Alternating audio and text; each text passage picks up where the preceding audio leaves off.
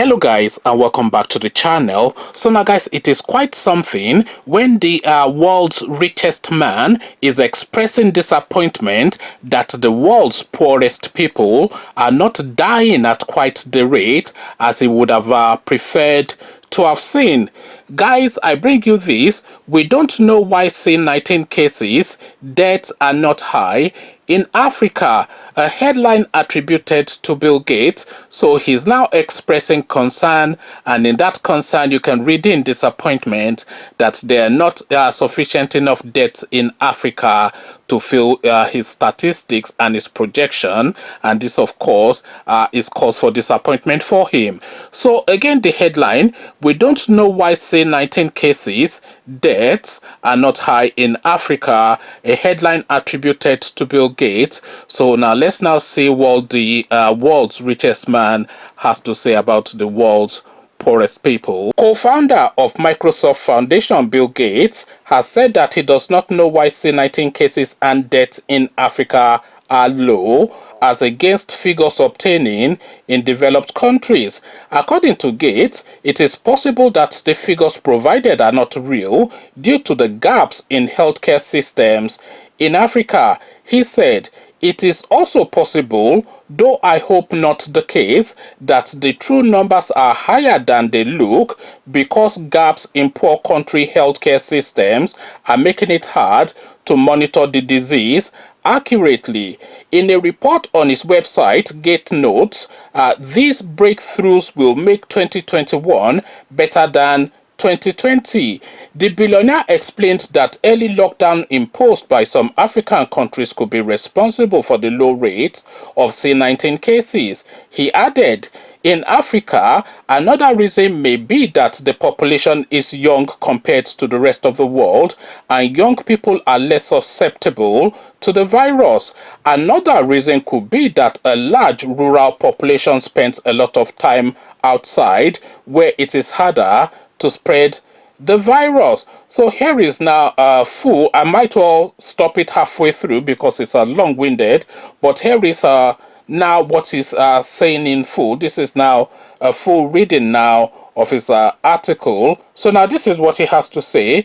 "This has been a devastating year. More than 1.6 million people have died in the C-19 pandemic, more than 75 million cases, and tens of trillions of dollars in economic damages. Millions of people are out of work and struggling to pay their bills, and more than 1 billion children are missing out on crucial school time." In the United States, this year also saw the horrifying killings of George Floyd and Breonna Taylor, ruinous wildfires, and a presidential election unlike any other in modern times. But there is good news coming in 2021. I spent most of my time this year working with colleagues at the foundation and around the world on a way to test for, treat, and prevent C-19. When I think back on the pace of scientific advances in 2020, I am stunned. Humans have never made more progress on any disease in a year than the world did on C-19 this year. Under normal circumstances, creating a vaccine takes about 10 years. This time, multiple vaccines were created in less than 1 year. Unfortunately, we are not out of the woods yet. Computer models suggest that the pandemic could even get worse over the next month or so.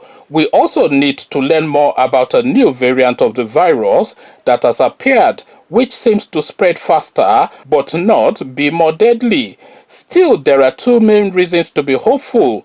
One is that masks, social distancing, and other interventions can slow the spread of the virus and save lives whilst vaccines are being rolled out. The other reason to be hopeful is that in the spring of 2021, the vaccine and treatments you've been reading about in the news will start reaching the scale where they will have a global impact. Although there will still be a need for some restrictions, on big public gatherings, for example, the number of cases. So he goes on and on. So I'm just looking for the parts that really pertain to Africa, because this is like a long-winded sort of essay that Bill Gates has written, almost as though presenting himself as the world president or something, giving an annual report to the world. But let's just see what else he has to say about Africa. So we go into this paragraph. So far, this hasn't been true. So I'm not quite sure what it means, hasn't been true, but I'm just picking it up from this random paragraph because there's a mention of Africa. So it says, so far, this hasn't been true. In most of sub-Sahara Africa, for example, case rates and death rates remain much lower than the United States or Europe, and on par with New Zealand, which has received so much attention for its handling of the virus.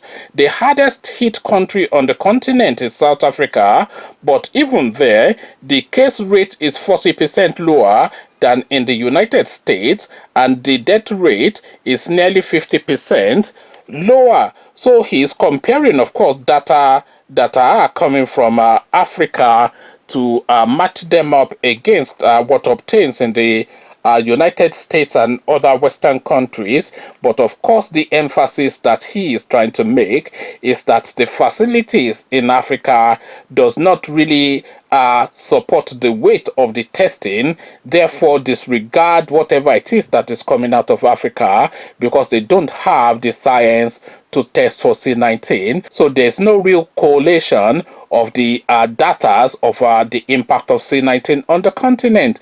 But this is the thing though, we're not hearing of stories of people dropping on the ground and just dying en masse in Africa, because even if they are not able to collate data as Bill Gates is implying, at least the death on the floor is death on the floor. You don't need data to see death. So if somebody drops to the floor and dies, then somebody is dead.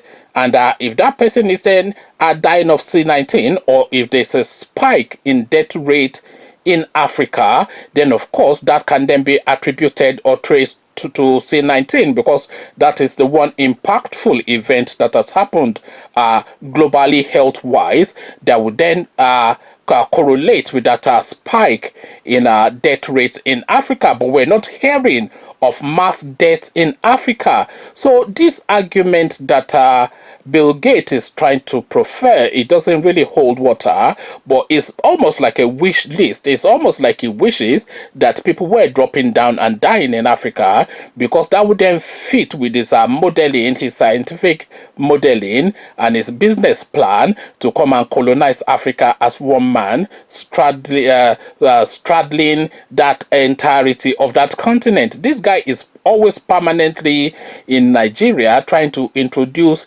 his wayward ways, but then of course the Nigerians are rejecting it, but he's now trying to use a disease to infiltrate the continent. So he wishes more death rates, but alas, the African gene is a genetic thing. You see, the African gene is a strong gene, and the genetics of the African person, it encompasses all of the genetics of all human race, but all human race do not encompass all of the genetics of Africans. So we cannot disregard the possibility that a particular gene that the African person has that is not present in others, because as I said, the only genetically complete human being is the African person, is actually the East African woman. And as science has already established this, you will find the traces of every humankind's gene in the African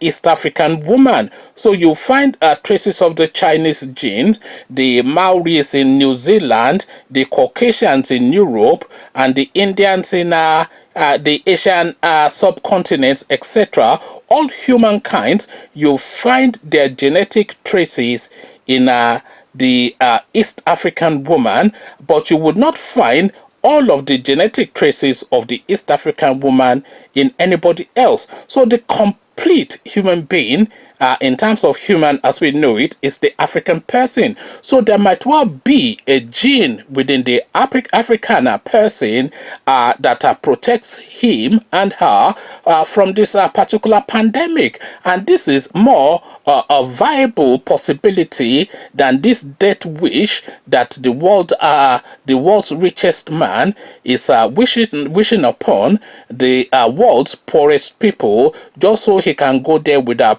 plane loads rather of so-called vaccines to inject some sort of like mind control or whatever weirdness that they're intending to inject into the Africans, into them, to then subjugate them even more. So now this now is the situation that we find ourselves in. The world's richest man is wishing upon the world's poorest people death. Come share thoughts about all this with me in the comment section, but before you come share those thoughts, click on the red subscribe button so it turns gray.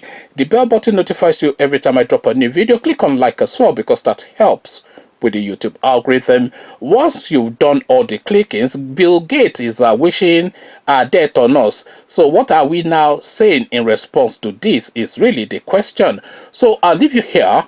Carry this conversation and with you in the comment section, but here I say peace.